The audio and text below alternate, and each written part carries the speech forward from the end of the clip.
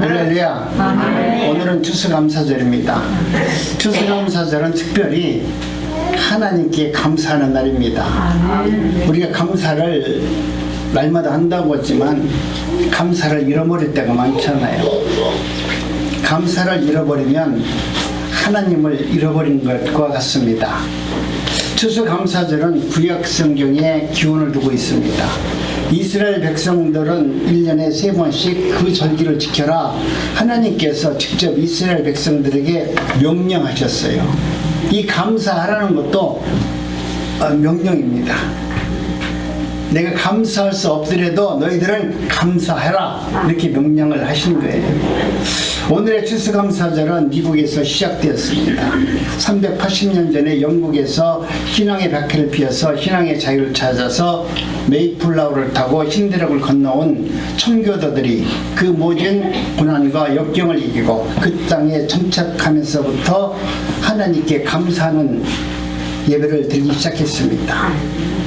도저히 그 땅에서 척박한 땅에서 살 수 없었는데 인디안들이 도와줬어요. 어떻게 농사를 져라. 이 땅에서는 이런 곡물이 농사가 잘 됩니다. 그래서 농사를 지었더니 정말로 농사가 그런 대로 잘 됐습니다. 그래서 인디안들을 초대해서 예배를 드린 것입니다. 오늘 이 시간에 제목은 하나님께 감사라는 제목으로 은혜를 나누고자 합니다. 우리 한번 따라하시면 감사하겠습니다. 하나님께 감사하라. 하나님께 감사하라. 다시 한번 합니다. 하나님께 감사하라. 하나님께 감사하라. 아멘. 오늘은 추수감사주일입니다. 하나님 앞에 내가 감사하는 마음으로 천국 잔치를 하는 날입니다. 내가 감사가 충만하면 예배 드리는 것이 잔치가 되지 않겠습니까? 사실은 우리가 예배가 드리는 모든 예배의 장소에서 천국 잔치처럼 감사가 회복되고 은혜가 회복되고 하나님의 영광을 바라보면서 예배를 드리는 자가 복이 있습니다. 오늘은 특별히 여러분이 더 많은 감사를 하시기 바랍니다. 그리고 내가 내 삶 속에서 올 1년 동안 살아오면서 나름대로 어려운 문제가 있었고 코로나 때문에 하는 일도 잘 안 되었고 모든 것이 불편할지라도 다시 한번 감사가 회복되는 추수감사 예배를 드릴 수 있는 은혜가 되기를 원합니다. 요즘 사람들은 일상이 너무나 바빠요. 하는 일도 많고 보는 것들이 첫째 너무 많아요. 내가 집에 앉았어도 인터넷으로 검색하면은 우리나라에서 맛있는 게 뭐가 있는지 다 나와요. 좋은 것 보고 싶잖아요. 인터넷에 검색하면 다 나와요. 지구촌에서 일어나는 모든 것을 이제는 내가 집 안에서 휴대폰 안으로 다 바라볼 수 있어요. 그러니 굳이 뭐 교회까지 나와서 내가 예배를 드려서 은혜를 받아야 되나? 그냥 말씀을 통해서 이게 좋은 말이다 이렇게 듣고서 이것을 갖다가 믿음이라고 생각하고 있으면 그것도 믿음이 아닐까 이렇게 생각하는 분들이 많습니다. 그런데 오늘 우리는 진정으로 우리가 삶 속에서 감사할 일이 수없이 많은데도 우리는 감사를 사실 잊어먹고 살 때가 너무나 많습니다. 우리가 감사를 잊었다는 것은 하나님을 잊어버렸다는 거예요. 성도가 감사를 잊은 것은 하나님을 잊은 것이고 예수 그리스도를 놓쳤다는 겁니다. 그러므로 우리는 해마다 추수감사절을 맞이해서 잃어버린 감사가 회복되고 잃어버린 신앙이 회복되는 좋은 기회로 삼아야 됩니다. 내가 오늘 예배를 통해서 감사가 회복되고 다시 내 무딘 신앙이 날카로운 신앙으로 회복되는 예배가 될 수 있음을 참 감사합니다. 하나님의 감사는 우리가 누구에게 무엇을 위해 감사해야 되는지에 대해서 말씀하고 있습니다. 복음서는 예수님이 감사나이다 이렇게 알려주고 있어요. 거기서 우리 주님께서 감사나이다라고 신학에서 얘기한 것이 두 번째 나오는데 첫 번째가 감사는 고라신과 벳세다 고을에서 말씀하셨습니다. 마태복음 11장 20절로 26절에서 그 말씀의 내용이 나옵니다. 예수님은 그곳에서 어느 곳보다도 많은 권능과 능력을 행하셨어요. 그 지역 사람들에게 많은 은혜를 베풀어 줬다는 거예요. 그런데 그 많은 은혜를 베풀어 줬는데도 불구하고 그 지역 사람들이 회개하지 않았어요. 하나님의 말씀을 듣고 그 말씀이 하나님께서 우리에게 주신 말씀이다 생각하고 감사하는 삶을 살아야 되는데 그들은 오히려 하나님 말씀을 잃어버리고 그렇게 살았습니다. 그러니 예수님은 기적을 많이 행사했음에도 불구하고 인간적으로 보면 실패한 사역을 한 것입니다. 예수님도 속으로 얼마나 속상했겠어요. 내가 어느 곳보다 너희들 앞에서 기적도 많이 행했고 사랑도 많이 베풀어줬는데 너희들이 어찌해서 예수 그리스도를 구주로 영접하지 않는 그런 불성실한 믿음으로 사는지 우리 예수님도 속상할 겁니다. 그런데 우리 예수님의 말씀이 뭐라고 말씀하시냐면 그러나 이 모든 것은 하나님의 뜻이다. 이것도 하나님의 뜻으로 성취된 것이다 라고 말씀합니다. 여러분, 우리가 무엇을 해서 꼭 열매를 얻는 것만 하나님의 뜻이고 하나님의 성취가 이루어진 것이라고 생각하면 그건 오해입니다. 내가 기도를 아무리 많이 했고 아무리 많은 것을 드렸고 많은 것을 예배를 참석했다 할지라도 이루어지지 않는 것도 하나님의 뜻이라는 것을 우리가 알아야 됩니다. 아멘. 우리 인간으로서는 그 하나님의 뜻을 알지 못하잖아요. 내 기도가 이루어지지 않는 것이 얼마나 은혜인 줄은 내가 10년 지나면 알아요. 근데 우리는 내가 기도했으면 하나님 기도한 모든 것이 다 이루어지기를 원하나이다 이렇게 말합니다. 마태복음 오늘 보면 11장 25절로 26절에서 말하죠. 천지 주제이신 하나님이여 그것을 지혜롭고 슬기 있는 자들에게는 숨기시고 어린 아이들에게 나타나심을 감사나이다 올소이다. 그렇게 된 것이 뜻이라고 말합니다. 우리가 하나님 앞에 나와서 목적을 가지고 기도한다는 그 자체가 목적 기도라는 자체가 여러분 이것은 아름다운 기도라고 말할 수 없어요. 우리가 하나님한테 뭘 목적을 두고 기도합니까? 하나님이 나에게 영원한 생명을 주셨고 하나님의 뜻을 이루는 능력을 우리에게 주셨는데도 불구하고 우리가 무슨 목적을 가지고 내 뜻을 이루는 가지고 그것을 기도합니까? 우리 인생과 환경이 아무리 어렵고 힘든다 할지라도 하나님의 뜻이 이루어졌다면 저와 여러분들은 감사할 일이다 라고 지금 우리에게 말씀하고 있는 겁니다. 아멘. 모든 것이 내 뜻대로 내가 기도한 대로 응답된 것이 아니라 그렇게 되어지지 않는다 할지라도 하나님의 성취가 이루어지셨다면 내가 그렇게 기도했는데 그 뜻대로 이루어지지 않은 것이 하나님의 진정한 뜻이라면 그것에 대해서 감사할 수 있어야 된다는 것을 말씀하고 있습니다. 두 번째 감사는 나사로가 죽음의 무덤에 있을 때 모든 사람들이 깊은 슬픔과 절망에 감싸있을 때 우리 예수님은 감사하셨어요. 사람들은 눈으로 보는 모든 환경을 바라보고 이미 죽었기 때문에 그것을 보면서 괴로워했고 슬퍼했고 절망에 감싸있을 때 우리 주님만큼은 감사했습니다. 요한복음 11장 40절로 41절에 이렇게 기록합니다. 예수께서 가라사대 내 말이 내가 믿으면 하나님의 영광을 보리라 하지 아니하였느냐 하신데 돌을 옮겨놓으니 예수께서 눈을 들어 오라 가라사대 아버지가 내 말을 들으신 것에 대해서 감사합니다. 아니 이미 하나님께서는 말씀을 통해서 이야기했잖아요. 마르다에게 너희들이 하나님의 말씀을 믿으면 하나님의 영광을 보리라 했는데 너는 어찌해서 내 말을 믿지 않느냐라는 것을 지금 이야기하고 있는 겁니다. 오늘 우리는 눈으로 나타나고 환경으로 보여지는 것만 진실로 말하고 하나님께서 보여주는 영적인 능력이 영적인 말씀이 생명이라는 것을 우리가 받아들이지 않는다는 것을 말씀하는 거예요. 우리는 보이지 않는 하나님의 나라 영적인 하나님의 말씀을 믿고 살아가는 거룩한 하나님의 택함받은 하나님의 백성들입니다. 그 말씀이 생명이 있고 능력이 있습니다. 그렇습니다. 구원받은 성도들은 구원받은 세상 사람들과 감사하는 조건이 달라야 되지 않겠습니까? 눈으로 보여지는 것에 대해서 감사하는 것이 아니라 보여지지 않는 하나님의 언약의 말씀을 바라보고 감사할 수 있는 그런 삶을 살아야 됨을 말합니다. 아멘. 세상 사람들은 좋을 때 감사하잖아요. 세상 사람들은 어려움을 당할 때 언제 이거 감사합니까? 하나님 내가 기도 많이 했고 하나님 말씀대로 산 것 같은데 왜 이렇게 되는 것이 없어요? 그러고 원망 불평하잖아요. 그러나 성도들은 그렇지 않습니다.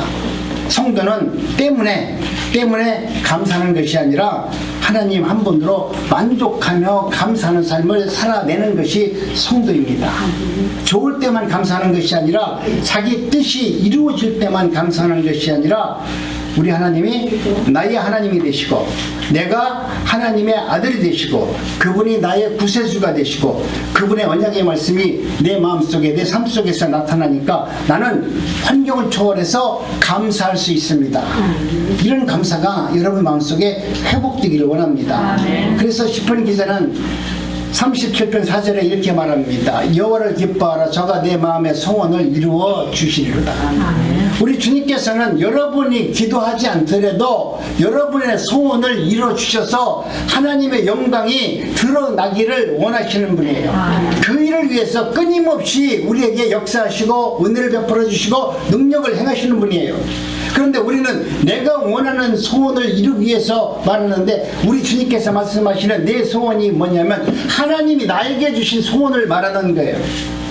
하나님이 나를 통해서 이루고자 하는 그 소원을 하나님이 이루기를 바라는 것이지 내가 지금 필요한 것이 내 소원입니다 말하는 것을 소원이라고 말하는 것이 아닙니다.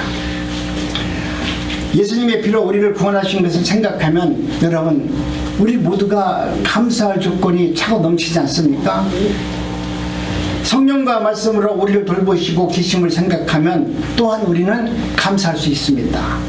우리가 믿고 순종할 수 있는 말씀을 나에게 주셨기 때문에 또 감사할 수 있습니다.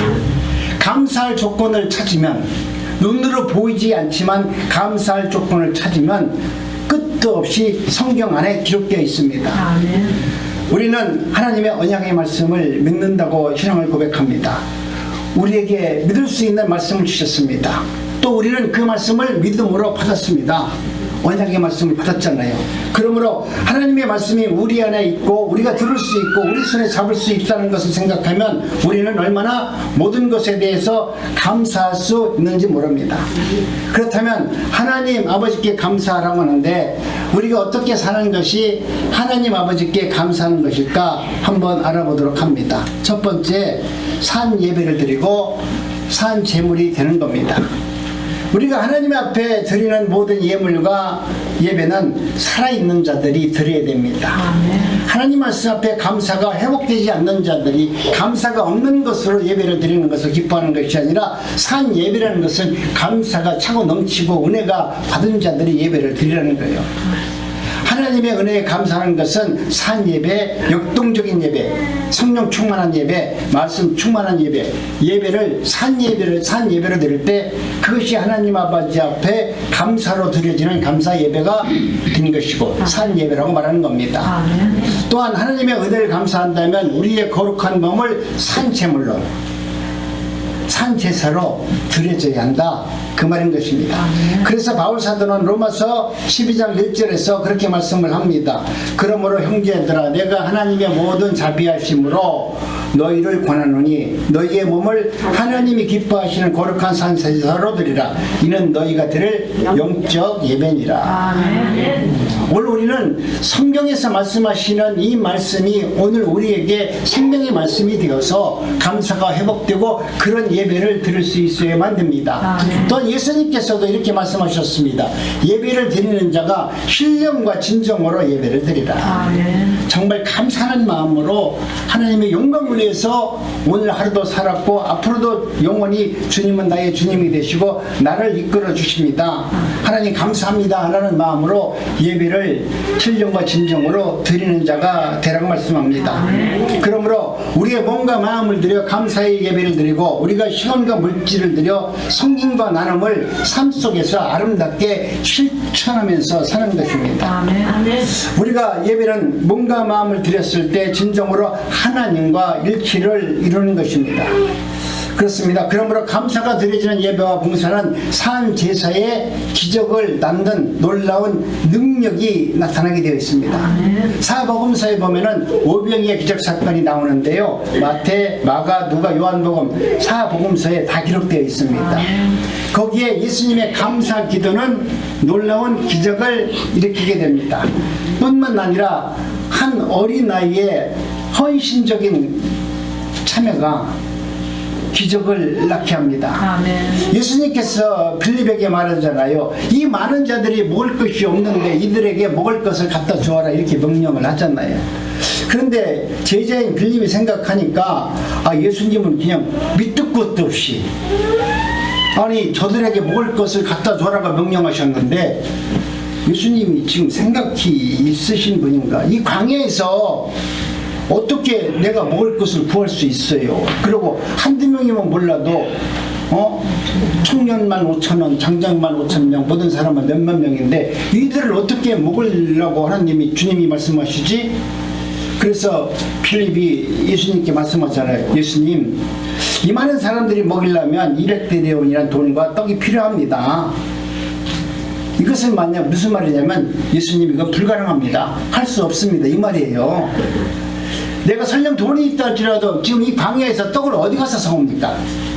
이건 불가능합니다. 그런데 제자 안드레는 불순종하는 모습을 보이다가 이내 우리 주님이 그렇게 말씀하시니 주님께서 그렇게 말씀하시니 내가 먹을 것을 한번 찾아봐야 되겠다. 응? 도저히 내 생각으로는 내 경험으로는 내가 알고 있는 상식으로는 지금 먹을 것을 구할 수 없는데 주님이 그리 말씀하시니까 주님께서 하시는 그 말씀에 순종해서 내가 먹을 것을 한번 구해봐야 되겠다라는 마음으로 순종의 자세로 나가는 겁니다. 그런데 어린 소년이 가지고 온 물고기 2마리, 보리떡 5덩어리를 발견합니다. 어린 소년에게 말합니다. 야 소년아, 우리 예수님이 이 많은 사람들을 이것을 먹이려고 말씀하시는데 너의 물고기 2마리, 보리떡 5덩어리를 내게 주어서 이것을 우리 예수님께 갖다 주면 다 먹을 수 있게 될 것이다. 이렇게 말을 해요. 아니 소년이 생각하면 기가 막히잖아요. 우리도 살아왔지만 어릴 때는 뭐 돈보다 먹을 거가 최고죠. 아무 필요 없잖아요. 내 먹고 사는 문제가 어린 나이에게는 최고의 욕구인데 지금 그것을 달라고 하니까 어린아이 입장에서는 얼마나 괴롭겠어요. 너 예수님한테 말씀 듣고 배고플 때 이거 먹고 힘내서 집으로 잘 와야 된다? 엄마가 보리떡과 물고기 2마리를 줬는데 그것을 달라고 하니까 얼마나 고민스러웠겠습니까?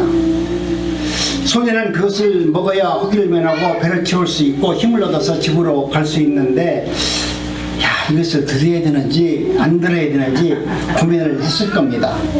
그러나 이 어린 나이에 마음을 한번 여러분이 헤아려 보시기 바랍니다.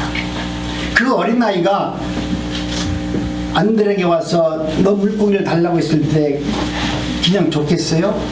그런데 예수님이 설교하는 말씀을 듣고 예수님이 행하시는 일을 봤을 때 그 어린아이도 그 예수님의 말씀을 들었을 때 그 말씀이 생명의 말씀이라는 것을 깨닫고 그 말씀에 감동과 은혜를 받았기 때문에 그것을 눈으로 똑똑히 봤기 때문에 그 어린아이도 자신의 전부를 자신의 생명을 드리잖아요. 여기서 물고기 2마리, 보리떡 5개나 5덩어리는 이 어린아이에게는 생명이잖아요. 그 생명을 자신의 모든 것을 하나님께 우리 예수님께 드리는 모습을 나타냅니다. 예수님께서 이것이 필요하다면 이 사역을 위해서 이것이 필요하다면 제가 가지고 있는 이 떡을 내놓겠습니다. 아저씨 이것을 가져가세요.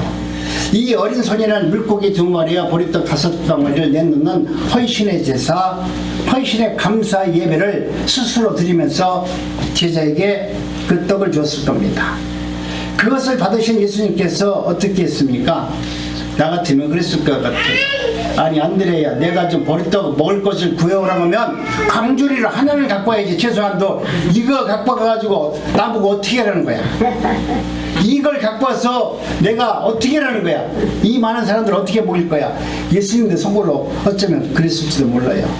그런데 우리 예수님은 그것을 받으시고 하늘을 우러러 하나님께 감사하셨다.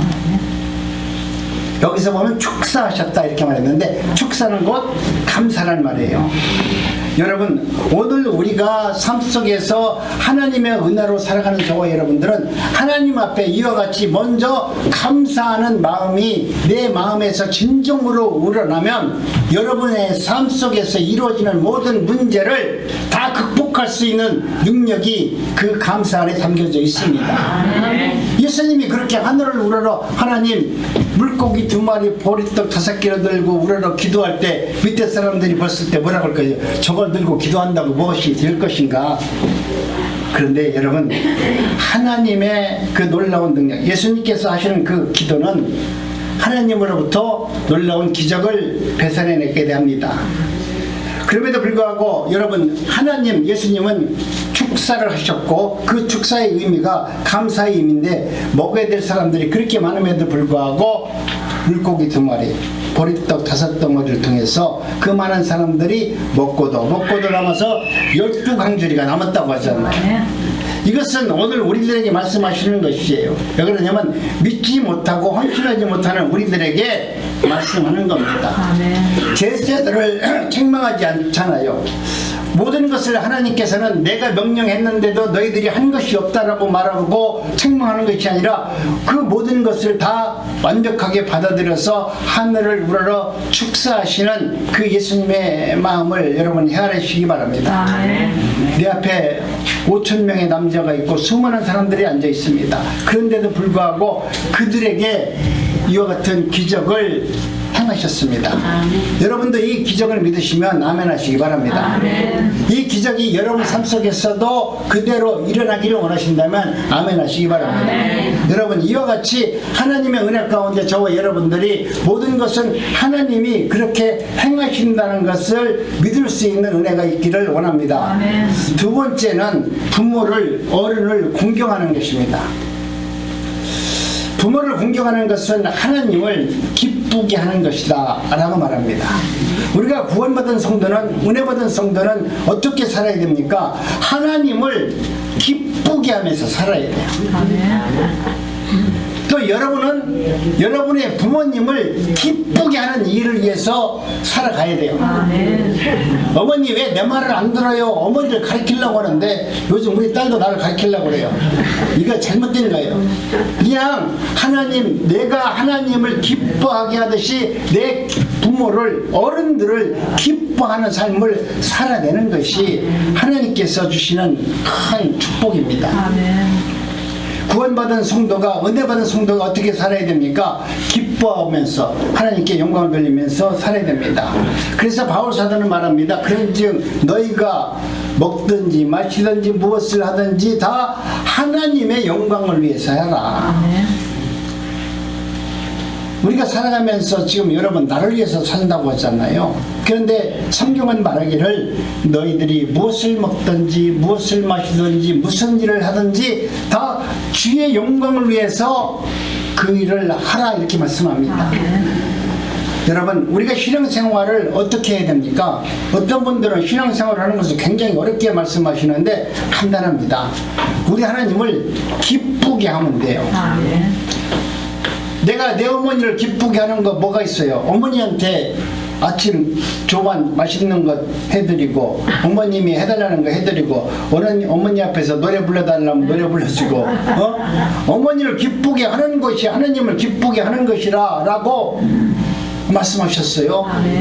그러니까 신앙생활하면서 무엇이 어렵다, 힘들다, 예수 믿기가 어렵다 말할 것이 아니라 내 어머니를 기쁘게 하는 것이 신앙의 최고의 근본이라고 생각하시면서 자녀들은 어머니를 기쁘게 하시고, 또 우리 연세 드신 90 먹은 할머니도 교회에 나와서는 하나님 앞에 나와서 아유 나 몰라 그것이 아니라 찬양을 부를 때는 죽을 힘을 다해서 박수를 치면서 찬양을 부르세요.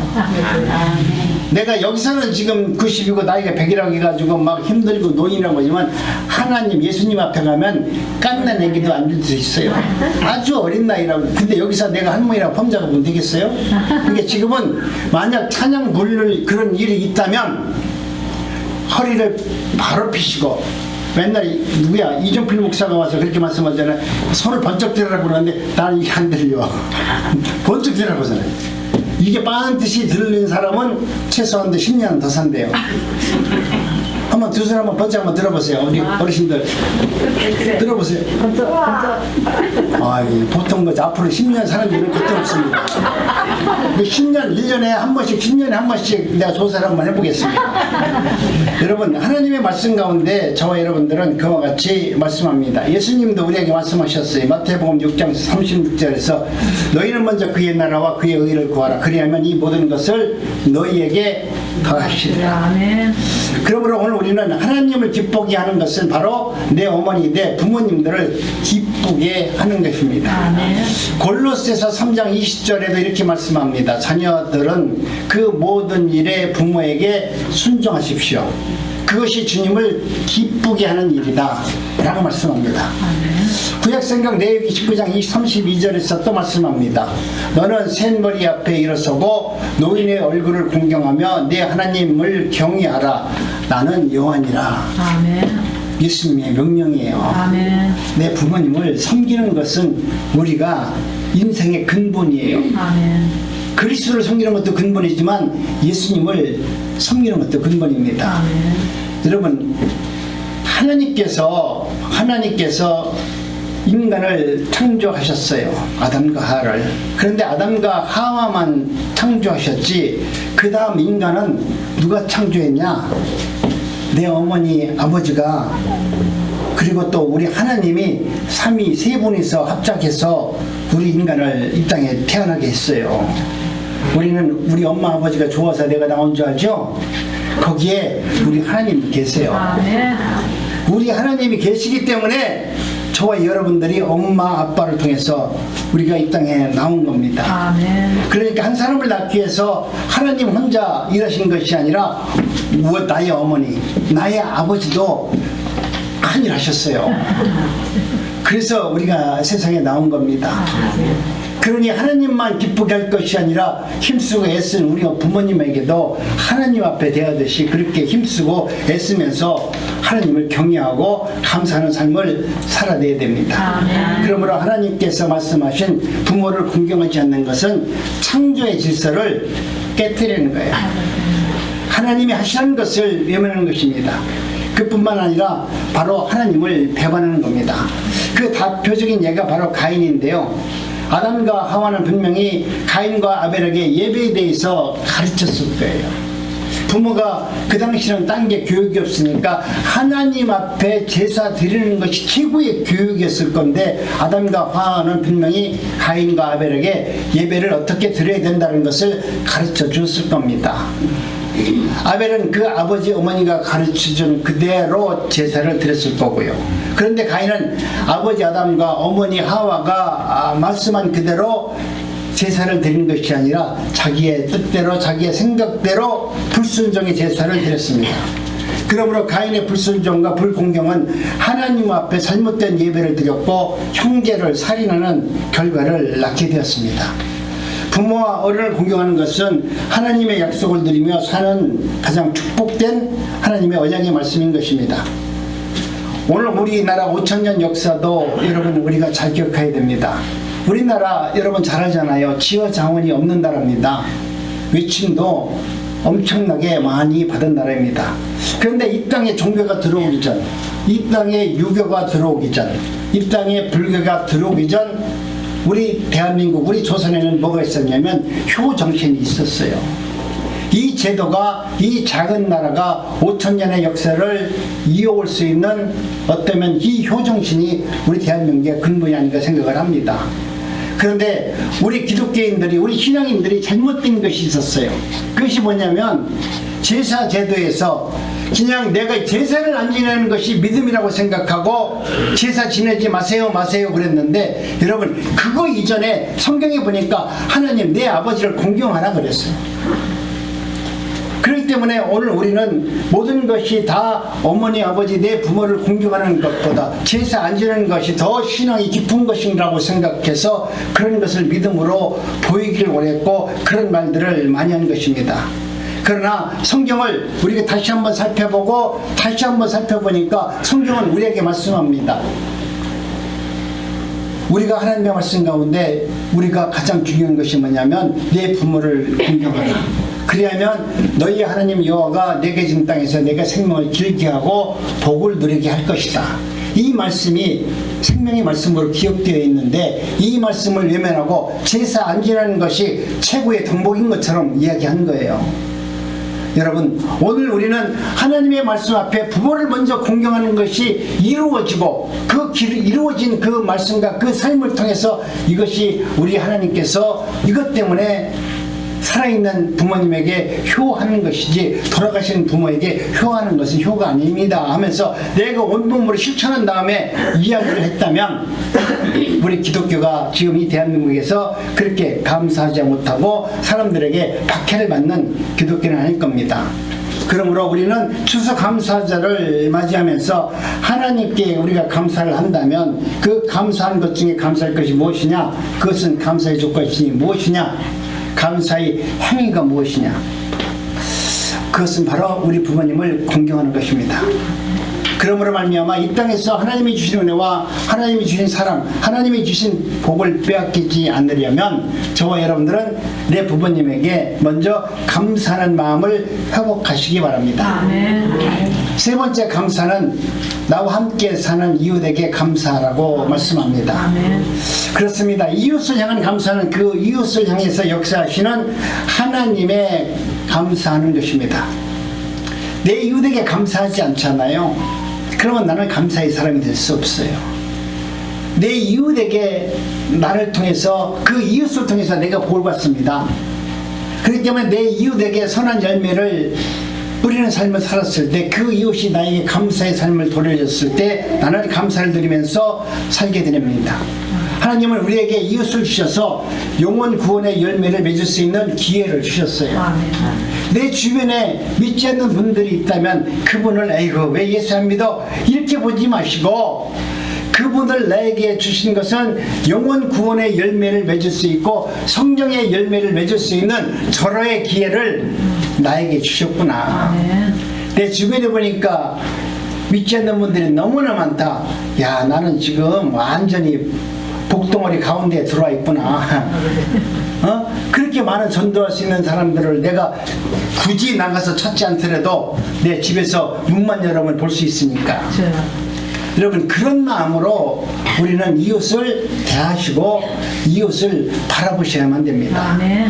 불신하는 이웃이 있다면, 아직도 예수를 믿지 않는 이웃이 있다면 나는 전도의 상금을 받을 수 있는 절의 찬스가 나에게 온 것이다. 이렇게 생각하면서 이웃을 대하면서 이웃에게 여러분들의 아름다운 언어와 여러분들의 가진 작은 것이라도 나누면서 살아가는 은혜가 있기를 원합니다.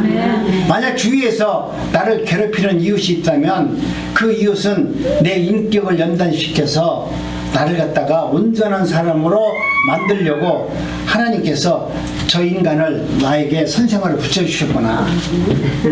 그렇게 생각하세요. 시편을 기록한 다윗 왕은 시편을 기록할 때 그가 왕이 되어서 정말 편안하고 호의포식할 때 왕궁에서 지은 것이 아니라 광야에서 수많은 연단을 받을 때, 고난 가운데 있을 때, 아픔 가운데 있을 때, 시험과 괴로움을 당할 때 그는 시편을 지었습니다. 그러니 그 어려운 과정 속에서도 하나님을 향한 감사가 철철 넘쳐납니다. 그러므로 우리는 우리가 살아가는 이웃을 통해서 감사가 회복되어야지 이웃을 원망하고 이웃을 향한 그 원망은 결국 하나님을 향한 원망으로 바뀌게 됩니다. 이웃이 나에게 아픔을 준다면, 고통을 준다면 무난 나의 삶을 부드러운 삶으로, 둥근 삶으로, 원만한 사람으로, 은혜의 사람으로 만들어주기 위해서 그런 가시 역할을 하는구나. 예수의 사람으로, 예수의 능력으로 바뀔 수 있도록 이는 끊임없이 나를 교훈하고 있구나. 그러면서 우리는 그 사람을 바라봐야 됩니다. 성경은 말씀합니다. 출애굽기 16장 18절에서 말씀합니다. 우리 한번 천천히 합독합니다. 시작. 모세에게 또 가로되 여호와께서 저녁에는 너희에게 고기를 주어 먹이시고 아침에는 떡으로 배불리 먹이시니 이는 여호와께서 자기를 향하여 너희의 원망하는 그 말을 들으셨습니다. 우리가 누구냐? 너희의 원망은 우리를 향하여 행함이 아니요 여호와를 향하여 함이니라. 모세에게 잘못했다고 원망 불평하는데 우리는 모세에게 불평한 것을 하나님은 모세에게 불평한 것이 아니라 너는 나에게 불평한 것이다. 여러분, 이웃 사람에게, 내 남편에게, 내 형제들에게 불평하고 원망하는 것은 그들에게 불평하는 것이 아니라 나에게 불평하는 것이다. 왜 그렇습니까? 오늘 우리는, 우리의 모든 인간은 하나님의 형상으로 만들어졌어요. 하나님의 형상으로 지음받았고 하나님의 자녀들이고 하나님의 백성입니다. 나만 하나님의 백성이고 그들이 하나님의 백성이 아니에요. 그들도 나를 미워하고 내가 원망하는 그 대상자도 하나님의 자녀요, 하나님의 백성입니다. 아멘. 그러므로 하나님을 사랑한다면 내 이웃을 사랑해야만 됩니다. 아멘. 오늘 우리는 하나님의 은혜 가운데 저와 여러분들이 내 이웃을 사랑하는 말은 참으로 많이 들었지만 그 말씀을 내가 온몸으로 살아내지 못할 때가 많습니다. 우리가 주님이 우리를 내 이웃을 사랑하라고 말씀하신 것은 어쩌면 우리에게 할 수 없는 것을 하라고 명령하신 겁니다. 너는 죄인이기 때문에 내 이웃을 사랑하지 못한다라, 그 뜻도 담겨져 있습니다. 오직 사랑은 예수 그리스도 안으로 들어갔을 때 그 사랑으로만 사랑할 수 있다는 것을 이야기합니다. 그러므로 말씀합니다. 내 이웃을 내 몸처럼 사랑하라. 그러므로 이 감사하는 마음이 여러분 삶 속에서 회복되어지시고 이웃을 사랑하는 마음으로 섬길 수 있는 은혜가 있기를 원합니다.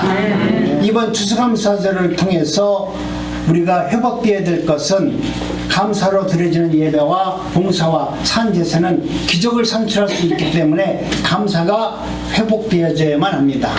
두 번째는 부모와 어른을 공경하며 감사하는 삶을 살아내시기 바랍니다. 아멘. 그리고 세 번째는 같이 사는 내 이웃을 사랑하고 이웃에게 감사합시다. 아멘.